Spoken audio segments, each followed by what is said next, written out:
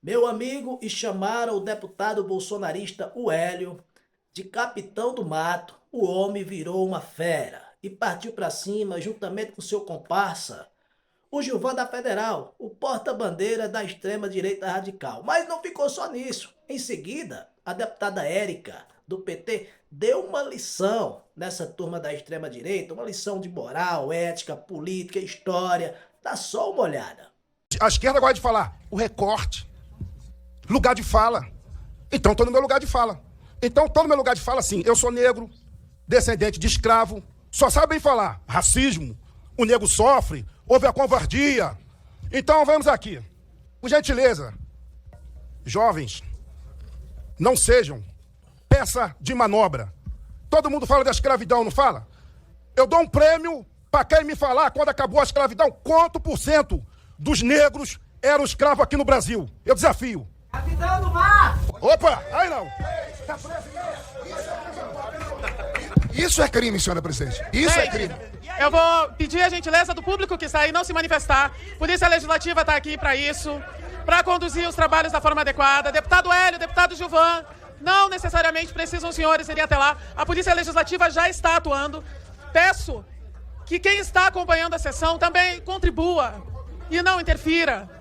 Que tenha as suas opiniões, mas que não interfira nos trabalhos. Deputado Hélio, deputado Gilvan. Eu fico com o Paulo Freire, que diz que o pior opressor é o que habita o corpo do oprimido.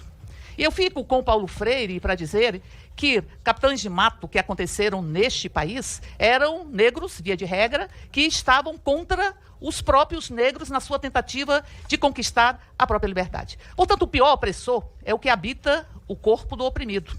E a melhor forma de manter as opressões é negá-las na sua existência. Aqueles que vêm aqui dizem que não há racismo neste país, aqueles que vêm aqui dizem que não há assassinatos de forma acentuada da população LGBT neste país, ao negar a própria realidade, querem perpetuar a crueldade desta realidade. Por isso que nós vimos aqui foi um show de horror.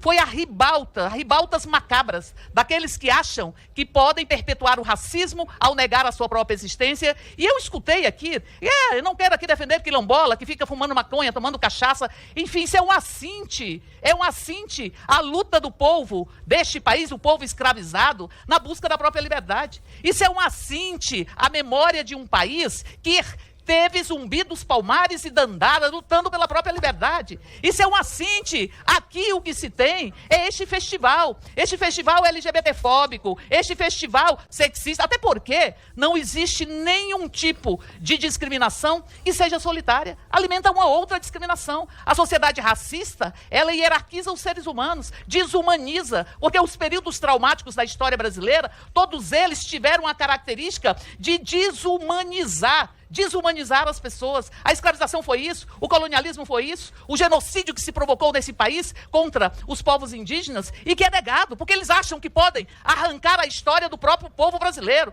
Eles acham que podem se afundar e chafurdar num processo de negação da própria realidade para perpetuar a crueldade, para justificar a crueldade racista, a crueldade LGBTfóbica. Foi o que nós vimos aqui, o que nós temos visto aqui, desses que se utilizam de qualquer coisa como se fossem náufragos, e são náufragos da democracia, porque a lógica de extrema-direita foi derrotada neste país, nas urnas, no processo democrático pelo povo brasileiro, e eles se agarram nos destroços da lógica racista, da lógica antirrepublicana, da lógica dos destroços da extrema-direita, porque não conseguem sobreviver no mar da democracia, e não conseguem encarar a outra pessoa com os mesmos direitos, e vêm aqui de forma hipócrita e cínica dizer que estão lutando por uma sociedade com igualdade.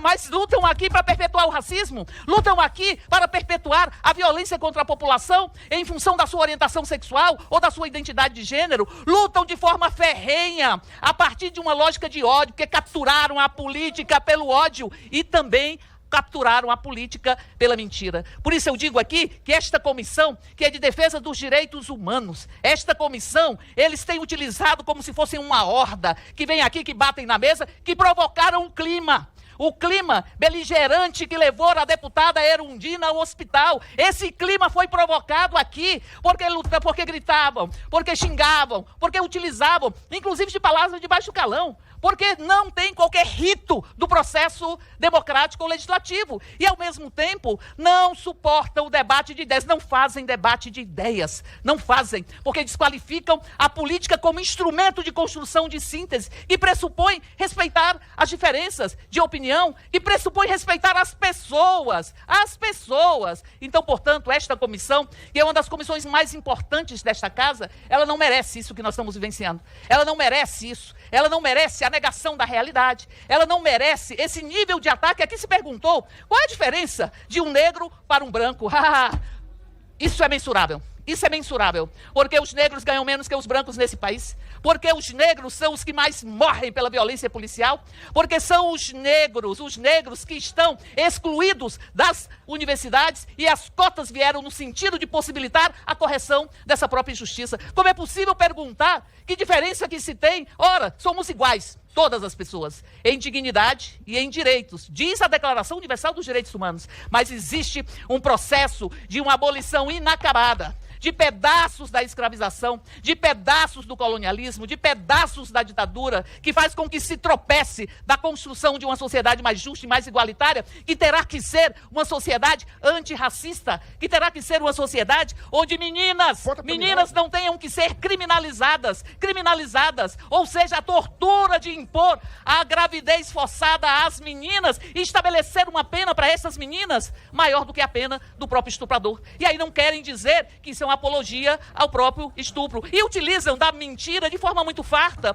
Aqui se escutou várias vezes porque a moeda argentina superou o real. O real representa 174 pesos hoje.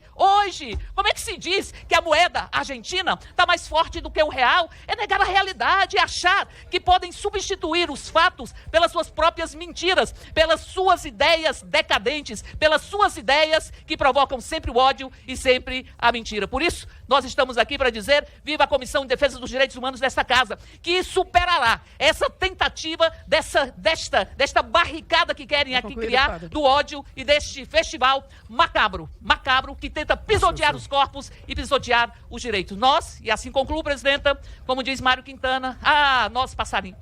E eles passarão. Sem comentários, né, gente? Porque a deputada Érica, do PT, Partido dos Trabalhadores, falou tudo aquilo que uma grande maioria dos cidadãos brasileiros queriam falar nesse momento. E tem horas que eu imagino, na época do Haddad, a turma da extrema-direita falava que o Haddad era um poste do Lula. E aí eu fico imaginando e me perguntando, será que o deputado Hélio também não é um poste de um ex-mandatário, da extrema-direita radical, do bolsonarismo? Será que ele não se manifesta dessa forma simplesmente porque ele quer cumprir o que manda as doutrinas da extrema-direita radical brasileira?